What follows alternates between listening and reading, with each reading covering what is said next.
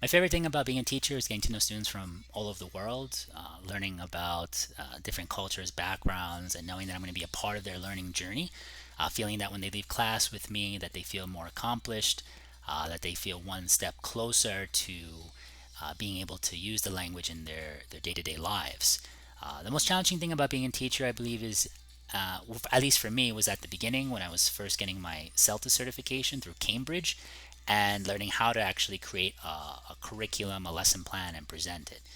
But the part about, then interacting with students, teaching them, understanding their needs, etc. That a lot of that came quite naturally. I think the most challenging thing about learning a new language is understanding that you're not going to be able to communicate as you would in your mother tongue at first, but being okay with that, accepting that you're going to make mistakes, embracing those mistakes so that you can learn faster. And maybe in the beginning when I was first working with my lesson plans, maybe mistakes that I might have made had to do with trying to stick too much to the lesson plan and not allowing for some space, some flexibility with respect to understanding, where are my students in terms of their level? How do I need to scale that lesson to their level? Perspective and error correction.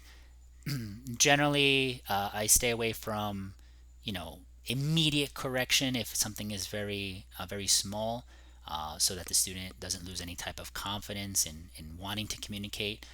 If there is some type of big error, then we look to potentially create a situation where we rephrase back to the student what they said, but using the correction or the correct way of saying it, or looking to create maybe a small opportunity to kind of teach how to better say what they might have said.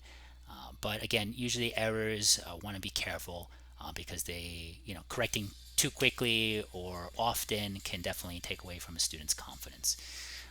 If a student seems nervous or untalkative, it's a matter of just taking your time with that student, not necessarily putting them in high pressure situations, maybe having them answer at first any question that comes up, or having them chime in after others have kind of contributed, so that they can kind of ease into feeling more comfortable and more confident. Company culture is important to me, to the extent of which I want a company to be there if I have a question. If I need to send an email, that I feel that there is a timely response, things like that.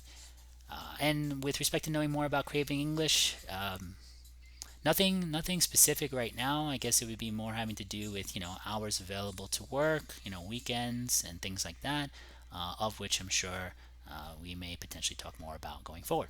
So I hope my answers have done a good job answering your questions, and I look forward to hearing from you guys soon. Take care.